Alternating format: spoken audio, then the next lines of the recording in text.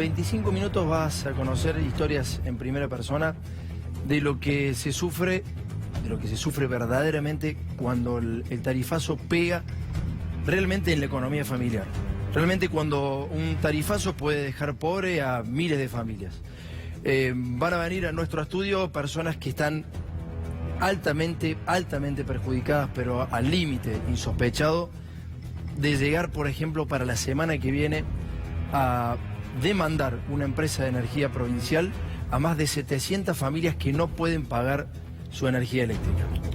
Vamos a hablar del caso Federación, el lugar más caro de la energía eléctrica, y te vamos a contar las promesas y las estafas de distintos gobiernos a esa población, una población humilde que vive del turismo, solamente tienen 5 meses de trabajo y el resto tienen que bancársela como pueden. Se ven las chimeneas humeando porque no se utiliza ni siquiera el gas, con la garrafa 300 mangos, han vuelto a una época que habían vivido hace precisamente 60 años. En un ratito vas a conocer los testimonios crudos en primera persona.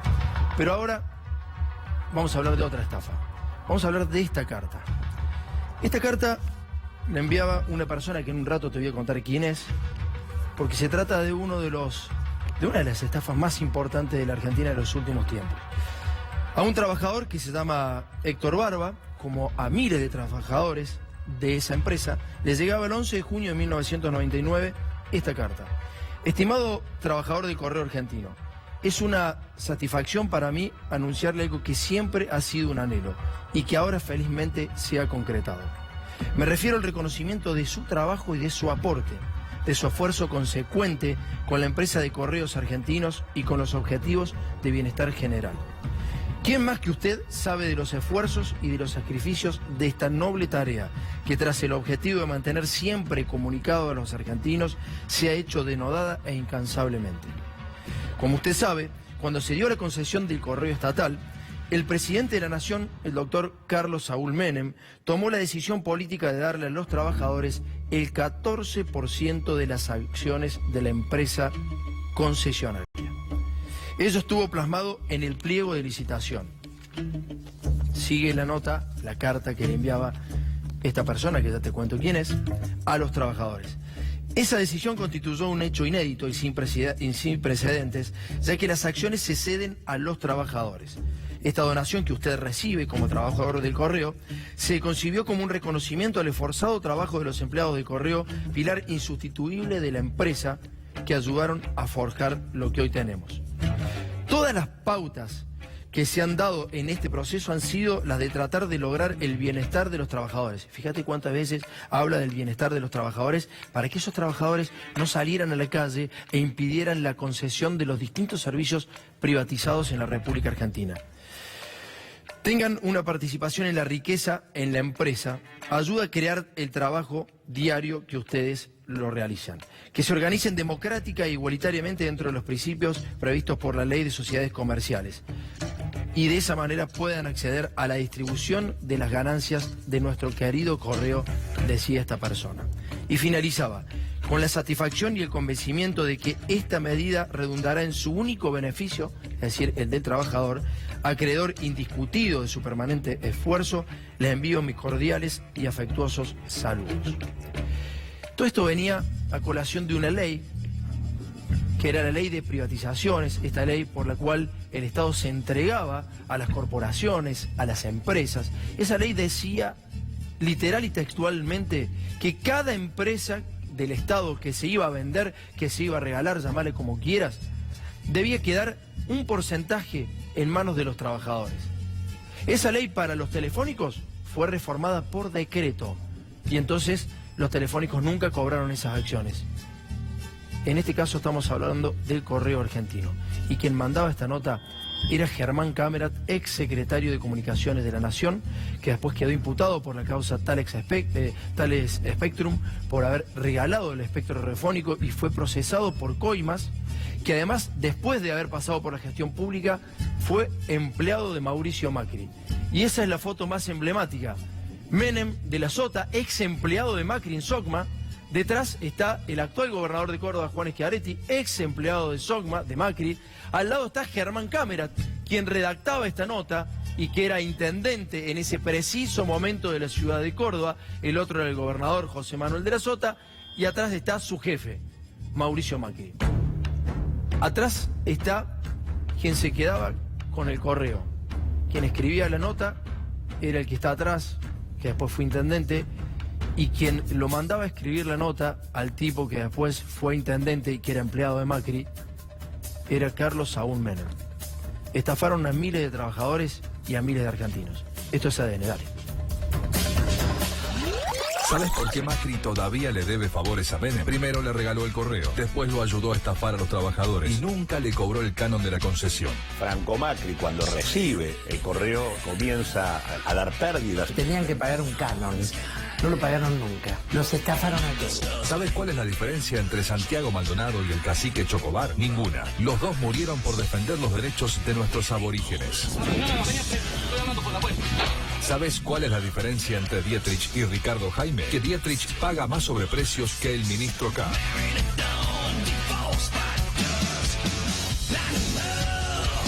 Además, esta noche te mostramos a un intendente que reforma la Carta Orgánica para tomarse vacaciones. Todo esto en ADN.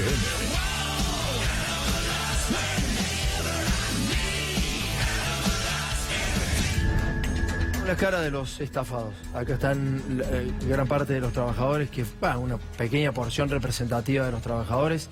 A Héctor Barba le mandaba esta carta Germán Cámara, ¿puede ser? Correcto, es correcto. ¿Cómo te llegó esta carta?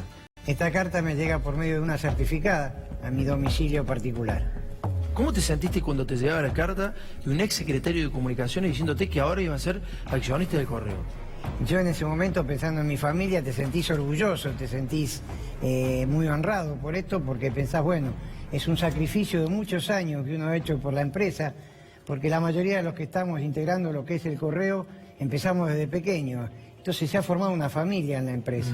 Y vos pensás y decís, bueno, tengo que seguir adelante, y más con esto, que nos dan este regalo que nos llega como de arriba. Es que en realidad no era un regalo, en realidad ellos mismos lo aclaraban. Ellos decían que era el reconocimiento del trabajo de los trabajadores. Esfuerzo. ¿Pero por qué? En realidad, para hacer las privatizaciones claramente necesitaban de alguna manera calmar a los trabajadores y hacerlo también como son, digamos, parte de esa empresa. Exactamente. Y les daban el 14%, y esto te llegaba a tu casa, y me imagino que aparte de orgullo te daba esperanzas y expectativas en que ya era tu empresa también y que podías laburar por esa empresa. Exactamente, ¿no? Eso es lo que uno sentía en ese momento. Pero bueno, después nos sentimos con esta gran estafa que es de Franco Macri, del Estado Nacional, que perjudica a más de 15.000 trabajadores de Correo. ¿Por qué decís gran estafa? ¿Qué pasó con esas acciones? Y nunca las vimos, jamás se reglamentó, nunca nos llamaron para reglamentar esas acciones y quedó todo en la nada. Los gremios se hicieron oídos sordos al caso nuestro y jamás... ¿Qué pasó? ¿Los gremios nunca lo defendieron ustedes? Nunca nos defendieron. Nunca nadie dijo, che, Jamás. porque este tema no había salido tan a la luz, no sabía. Nos entregaron, y más, perdóname que te interrumpa, más, esto hay muchos miembros de los gremios que han pretendido hacerle firmar a gente y le han hecho firmar a algunos el resarcimiento para que renuncien a la reclamo de las acciones. Ajá. Buenos compañeros han tenido, ¿eh? Sí, se nota que han tenido buenos compañeros. Lamentablemente se llenaron los bolsillos ellos y perjudicaron a un montón de gente. Bueno, no solamente esto ha pasado con la privatización del Correo Argentino, ya seguimos hablando, dame un segundito, Héctor, porque también van sumándose aristas, ¿no? Distintas aristas que complementan esta situación. Ha trascendido, lamentablemente, un nuevo negocio del Correo Argentino con los nuevos funcionarios, y de eso vamos a hablar con Miguel. Miguel, ¿cómo andás? Buenas noches. Buenas noches, Tomás. Claro, además de esta estafa monumental del presidente con su papá, con Franco Macri, que lo que hicieron es no pagarle al Estado, no pagarle a los trabajadores, les quedaron debiendo muchísimo dinero. Lo que te vamos a mostrar es un negocio que están haciendo ahora, en este momento. Mira, fíjate estos documentos. Renunció la cúpula del Correo Argentino, es lo que dicen, y llega Gustavo Papini. Tiene un vínculo con Quintana por su larga trayectoria en el grupo Pegasus, que controla la cadena Pharmacity, tiene experiencia en el rubro, fue CEO de Oca, bueno, ahí lo venden, que es genial que venga él. Otro ex Oca que se sumará es Antonio Cao. Lo que te están contando acá es cómo desde el Estado están metiendo a esta persona, a Gustavo Papini, para que se ponga en el correo y para que haga negocios con el correo. Ahora te vamos a mostrar otro documento. Dame un segundo ahí, hacemos un punto. Papini en realidad era empleado de Quintana, o sea, era empleado de Quintana en el grupo Pegasus, que es del vicejefe de gabinete de la Nación, y lo traía su propio empleado, que después estaba trabajando en OCA, su propio empleado al Correo Argentino. Y ahora te vas a enterar por qué lo hacía. Miguel, seguimos, dale. Vemos en el otro documento este entramado de negocios actual del Correo Argentino. Fíjate, te dicen, Macri dio inicio al Correo 2.0 con la nueva plana general. O sea, con estos personajes que te está contando Tomás. La reestructuración del correo es la primera etapa de un plan más ambicioso, reconvertir el servicio postal. Lo que te están mostrando es plantearte que se viene algo nuevo, algo muy novedoso, que lo que va a generar es un mejor servicio. Pero no te están contando cómo lo van a hacer. Y mira, fíjate, La Nación, 10 de abril de 2018. Te están contando ahora lo que tiene que ver con Quintana. Espero antes de fin de año haber salido de Pharmacity. Quintana te habla como si estuviera secuestrado en Pharmacity. No, él no es que le impiden irse de Pharmacity. Está en Pharmacity para hacer negocios con el Estado. Y después dice, los motivos de la decisión es evitar un eventual conflicto de intereses. El conflicto de interés ya lo tiene ahora. Lo que está buscando es que las acciones sean mucho más valiosas para hacer un curro. Y después tenés esto, hay un posible desembarco de Pharmacity en la provincia, porque esto tiene que ver con la situación general de Quintana. Y vamos a ver otro documento que tiene que ver con la cuestión de fondo, lo que no se está mostrando de esta operación de meter a alguien de Quintana dentro del Estado. Lo vamos a ver en el otro paño. En el otro paño, exactamente. Le falta un paño, Miguel, porque en el otro paño lo que dice básicamente es que el Correo Argentino va a empezar a trasladar, a distribuir los medicamentos del Ministerio de Salud de la Nación. ¿Sabes lo que va a pasar? El Correo Argentino va a terminar distribuyendo los medicamentos de Pharmacity, porque Pharmacity tiene un quilombo tremendo con el gremio de camioneros que cobran, según ellos, mucha plata para trasladar los medicamentos, y entonces en este caso, en Tortuguita, se va a hacer un gran predio del Correo Argentino donde va a haber heladeras para mantener esos medicamentos, y te están diciendo que en realidad es para trasladar los medicamentos del Estado, pero son mentiras. Van a trasladar los medicamentos del Estado, pero ¿sabés qué van a hacer? Van a trasladar los medicamentos de Pharmacity. Es decir, de esa manera el señor Mario Quintana, con sus propios empleados, está armando la logística de Pharmacity para dejarla bien barata y después dársela a un testaferro o venderla mucho más caro a la empresa. ¿Se entiende? Vamos a ver la primera parte de la estafa a los trabajadores en la década del 90 y hoy persiste. Dale. Los trabajadores tienen derecho a cobrar la participación en las ganancias de las empresas desde la privatización. Por lo general, en casi todas las empresas, luego de la privatización, hubo despidos adicionales. Uno de los casos es el caso del Correo. El presidente Menem transfirió esta mañana el Correo Argentino al consorcio privado que integran el Grupo Sogma y el Banco de Galicia. Franco Macri, cuando recibe el Correo, comienza durante toda la gestión de Macri a dar pérdidas y a perder participación dentro del mercado postal, y en función de esas pérdidas que declara, lleva adelante un programa de retiro voluntario para rajar aproximadamente a 10.000 trabajadores. Ahora esto corre por cuenta de los sectores privados y vamos a tener un correo de avanzada, de primer nivel. La ley en el mundo prohíbe que los correos no tengan participación del Estado, por el servicio público que significa.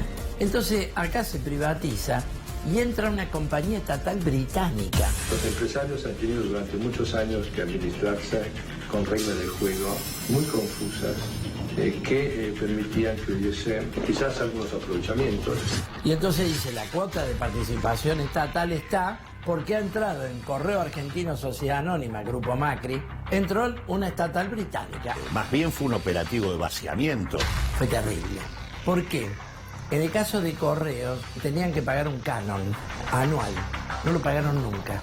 Nunca. Se dieron situaciones absurdas. El Grupo Macri ganó la posibilidad de controlar el Correo Argentino sobre la base de prometer el pago de un canon, que fue el canon más atractivo que se presentó en las ofertas. Cuando lo tuvo que pagar, no lo pagó.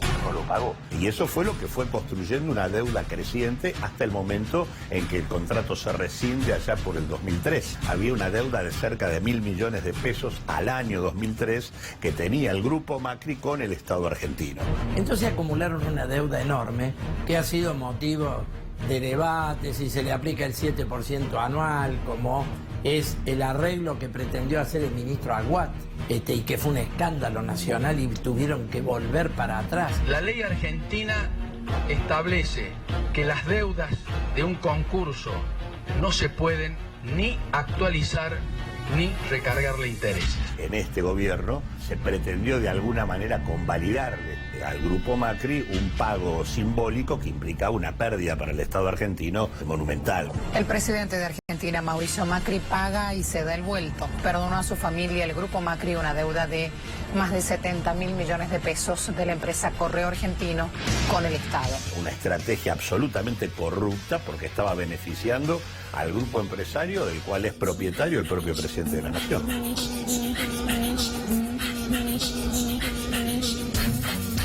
A los trabajadores del correo los dejaron en el camino siempre. Es el equivalente de $40.000 por trabajador. Que les deben. ¿Qué les deben?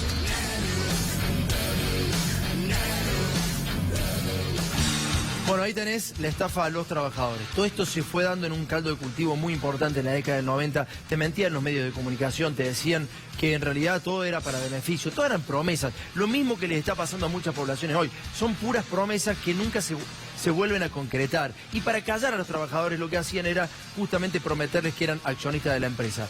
¿Qué has visto en el TEL? ¿Qué te queda de eso, Héctor? La realidad de lo que está pasando en este momento y lo que nos pasó a nosotros durante muchos años. No solo a nosotros una representación hoy acá, pero es en todo el país. Hay compañeros en la Patagonia, en Mendoza, del sur al norte de la República Argentina y del este al oeste, están todo el mismo problema. ¿Cuándo te diste cuenta que lo habían estafado? ¿Cuándo fue? Esto nos dimos cuenta cuando, lamentablemente, los jueces habían sacado, los abogados presentaron la documentación fuera de término. Entonces los jueces desistieron de los juicios inclusive y dieron por finalizados los juicios por fuera de término. O sea, sus abogados hicieron las presentaciones fuera de término. O sea, los jodieron sus abogados, digamos. Los abogados, junto con los gremios y todos nos perjudicaron, terminaron perjudicando. ¿Les compraron los abogados a ustedes? A los abogados nuestros. Para que hicieran en fuera de término las presentaciones. Exactamente. Fuera de término presentaron y nos dejaron a todos en Pampa y la Vía, como quien dice. ¿Sí van a terminar las mafias? No sé si ¿Sí se van a terminar las mafias? La verdad no se va a terminar nunca, pero de esto alguien nos tiene que a nosotros reconocer, porque esto es una vergüenza que durante 25 años nos han estafado de esta manera. Tanto Franco Macri como el Estado Nacional a nosotros tiene una deuda que nunca nos reconoció. Y más que nada, tanto a nosotros como a los empleados de Segway, como a los empleados de YPF, que también están en el mismo tema que nosotros. Muchísimas gracias por haber venido, le agradezco todo, en serio. Te agradecemos a vos la Se nota que son posibilidad. laburantes, que son trabajadores, le agradezco porque la verdad habernos dado este espacio de poder hablar, de poder charlar y esta información que es muy importante también para todos, porque digo, no solamente la estafa es con todos los argentinos, sino también ustedes también son argentinos, han estafado doblemente, digamos, como trabajadores y después por no pagar el canon, digamos, ¿no? Nosotros te agradecemos a vos la oportunidad que nos diste, junto con Miguel, de poder expresarnos y que conozca la gente y la opinión pública sepa de la estafa que han provocado los trabajadores del correo. Bueno, señores, vamos a ver la segunda parte de este informe. ¿Cómo se dio todo esto? ¿Cuál era el contexto? ¿Quiénes eran los operadores de estas privatizaciones? Un informe de Miguel Ponce de León. Dale. Las privatizaciones de los 90 se plantearon en el marco primero de un discurso que comenzó a escucharse en la Argentina en la época de la dictadura. A través de la proclamación del principio de la función subsidiaria del Estado, hemos procedido al redimensionamiento de su acción y el de sus empresas y organismos. Y se está escuchando de vuelta ahora. Al que no le gusta que el Estado lo funda con impuestos, tiene que pedir a gritos libre comercio. Ese discurso es el discurso de con menos Estado y con más mercado, con mucha apertura de la economía y con mucho papel del capital privado, todo va a ir muy bien. El gobierno de la Nación Argentina cumplimenta esta noche 7 cabalísticas privatizaciones. Fue la entrega de Menem a los monopolios internacionales, al capital financiero.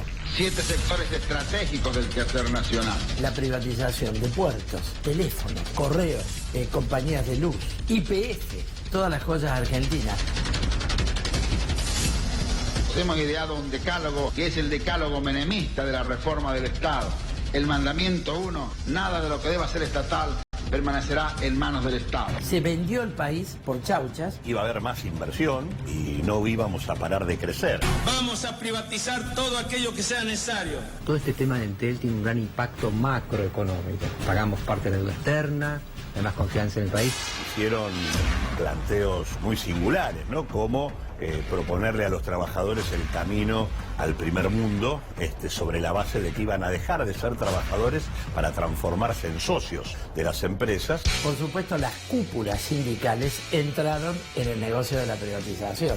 Incluso nació el sindicalismo propiamente empresarial, pero el argumento que le dieron a la burocracia sindical fue la propiedad participada del 10% del paquete accionario que iba para los trabajadores. Porque supuestamente los trabajadores iban a gozar de la renta de esas empresas. Indicaba participación en las ganancias. Lo que hubo fue un proceso de concentración de la economía, cada vez en menos manos y además de fuerte extranjerización. ¿Le pagaron a los trabajadores esa propiedad participada? A nadie. Los estafaron a todos.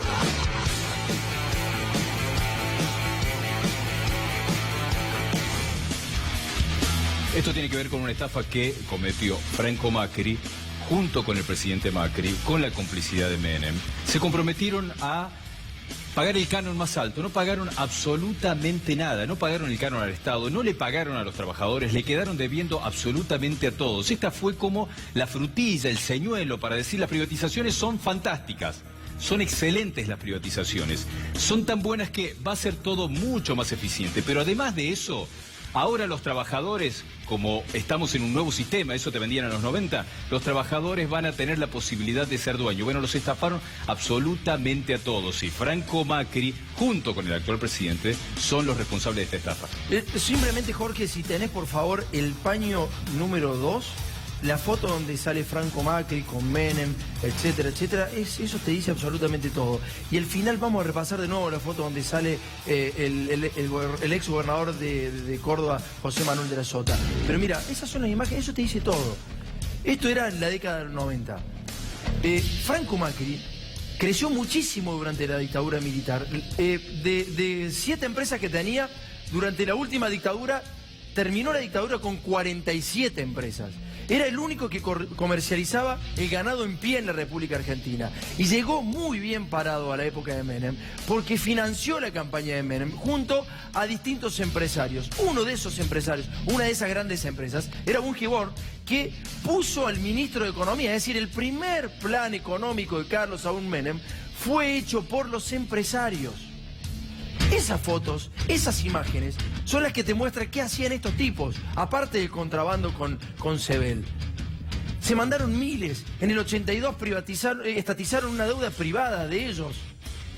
Pero no fue la única estafa que le hicieron al Estado. Y mira esta foto es elocuente, porque después de haber financiado la campaña de Menem, ahí estaba Macri, este era Mauricio Macri en Córdoba, en la legislatura de la provincia de Córdoba, este era el secretario de Comunicaciones de la Nación que le daba los negocios a Mauricio Macri, este era José Manuel de la Sota, que había trabajado para Sogma, empleado de Sogma, junto al actual gobernador Schiaretti, y ahí estaba Carlos Saúl Menem.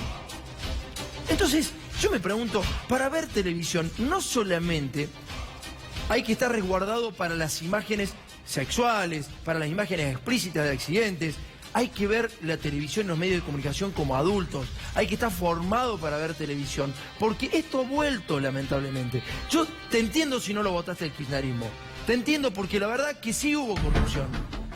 Entonces probablemente vos digas, no, ¿por qué tengo que ir al kirchnerismo o a este? Pero esta es la opción. ¿No encontraste ninguna otra opción electoral en la última campaña? O quizás esos tipos no hayan tenido la guita suficiente para poder instalarse. ¿No pensaste eso? ¿No pensaste que por ahí las fuerzas que son opciones no tienen guita para instalarse? Porque siempre vamos cíclicamente a esto. Cíclicamente terminamos, lamentablemente, en esa foto. En esa foto hemos terminado cíclicamente. Empresarios manejando el país. Empresarios que no solamente no se conforman con tener subsidios para sus empresas, sino que después van por el país. Y termina con esta escenografía. Esta es una provincia, pero han terminado en muchas provincias de esta misma manera. La última parte del correo, dale.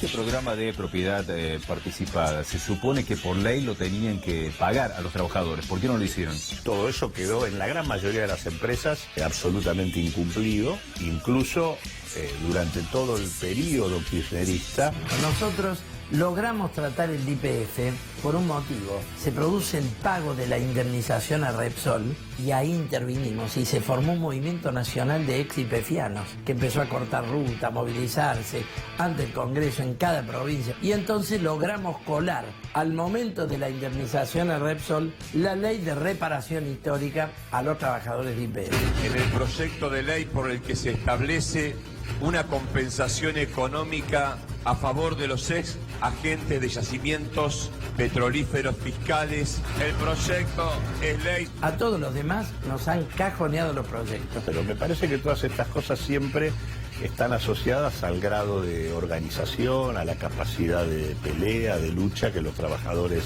efectivamente tengan, porque de hecho los asiste la ley. ¿Qué hace falta para que los trabajadores le paguen esta deuda? Yo creo que necesitamos una gran movilización obrera, política, terminar con la burocracia sindical que está metida en este negocio. Perjudica a la sociedad porque el Poder Judicial está puesto a disposición de estas empresas que no quieren pagar. Nosotros estamos en contra de la privatización, pero ya que le diste el 10% accionario, respetá lo que le diste.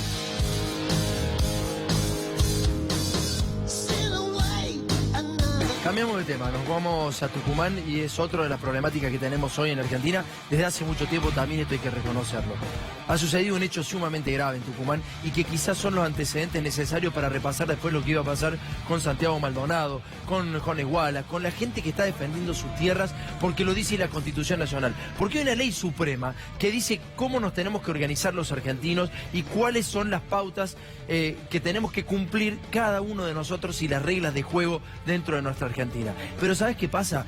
La Constitución Nacional, se la han pasado por las bolas todos los jueces, todos los presidentes, todos los gobernadores y todos los intendentes cuando a ellos les convino. Y después todos te hablaron de institucionalidad, y después todos te hablaron de justicia. Bueno, te vamos a mostrar un video que nos muestra un fiscal general federal en donde matan a un cacique en Tucumán. Miguel.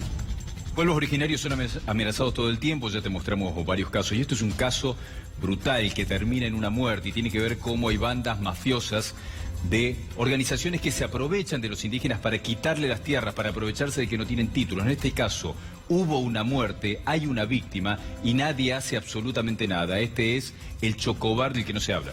Bueno, hay que decirlo, fueron empresarios, grandes empresarios de Tucumán, que estaban resguardados por algún funcionario político muy importante, un intendente del lugar. Se metieron a las tierras de los muchachos, del cacique Chocobar, en donde se estaba haciendo una extracción de piedra laja. Los empresarios ya habían hecho explotaciones mineras y fíjate cómo lo matan en cámara. Dale.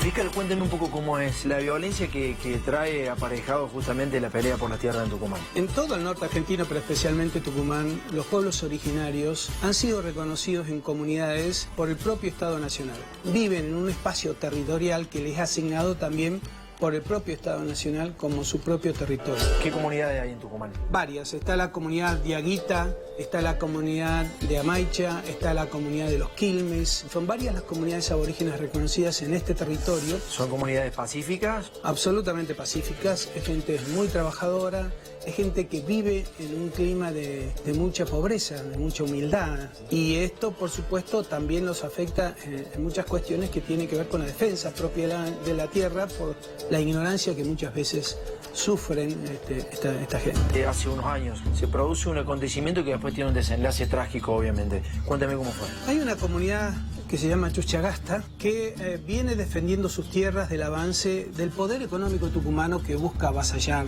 los territorios aborígenes, porque la provincia es chiquita, pero su territorio es muy fértil y vale muchísimo dinero cada hectárea en estos lugares. ¿Para qué? ¿Para qué se utilizan las hectáreas? Por ejemplo, la de Chuchagasta era excelente para la extracción de piedra laja. Los pobladores enfrentan a un grupo empresario dirigido por un hombre de la zona que se llama Darío Amin, que era acompañada por 2 ex policías. La pelea comienza en el 2005 y se prolonga vía judicial hasta el año 2009. ¿Por qué vía judicial? ¿Qué pasó en el 2005? Se hizo la denuncia penal por extorsión, por amenazas, que hizo la propia comunidad aborigen. Entonces en el año 2005 lo que vienen son algunos testaferros de estos grandes empresarios y lo que intentan es sacarlos violentamente de sus tierras, digamos, ¿no? Justamente en el 2009 matan a un cacique. Estoy hablando con la jueza.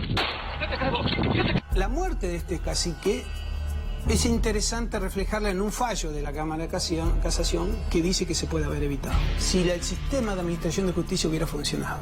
¿Por qué? Porque había medidas cautelares que le impedían a estas personas ingresar al lugar.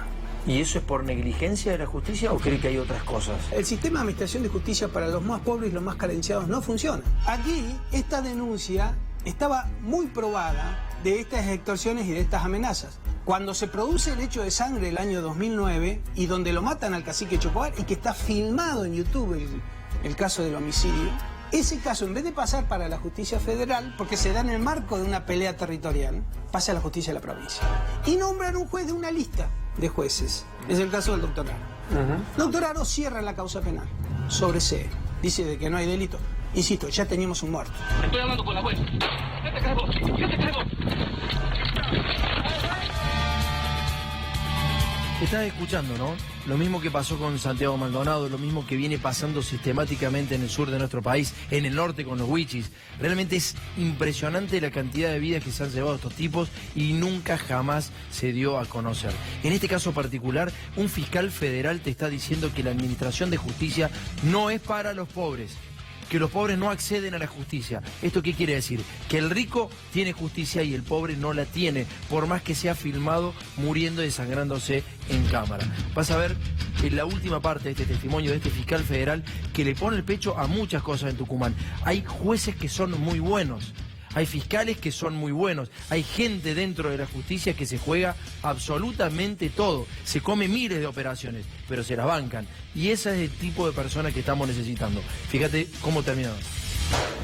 Hay como dos causas separadas, digamos, ¿no? Uno sería la extorsión, la usurpación de las tierras de las comunidades originarias, y la otra causa es la muerte de Chocobar, digamos, ¿no? Del cacique. Exactamente. ¿Y qué pasó con lo de la muerte? Porque eso es muy claro, digo, está filmado, se registra quiénes son los que lo atacan con armas de fuego. ¿Qué pasó con eso? Ese expediente está para hacer el juicio oral en la justicia de la provincia. Pero eso fue en el año 2009, o sea, 2009, 2010, 11, 12, 13, 14, 15, 16, 17, 18, 10 años casi. 10 años y no fue juzgado, eso no fue elevado a juicio. Sí fue elevado a juicio, está en un tribunal oral provincial, todavía el juicio no se hace. ¿Y el tipo que mató a Chocobar, qué hace? Está libre. Está libre. ¿Podemos ver eso? Es realmente impactante el video, ¿lo podemos ver? Yo creo que sí, que cómo no. Bueno.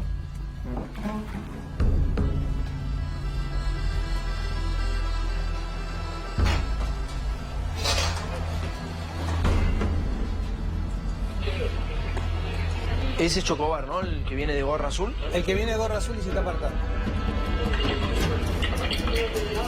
¿Las otras personas están todas identificadas, fiscal? Sí. Es esa misma. Ahí están las lajas, digamos, ¿no? Esa es la mina de piedra laja de donde se hace la extracción. ¿Y esas tierras son de las comunidades? Esa es la tierra de las comunidades. Y estos tipos son los que van mandados por el poder económico, digamos. ¿Qué es lo que estamos haciendo, maestro? Ahí se queda.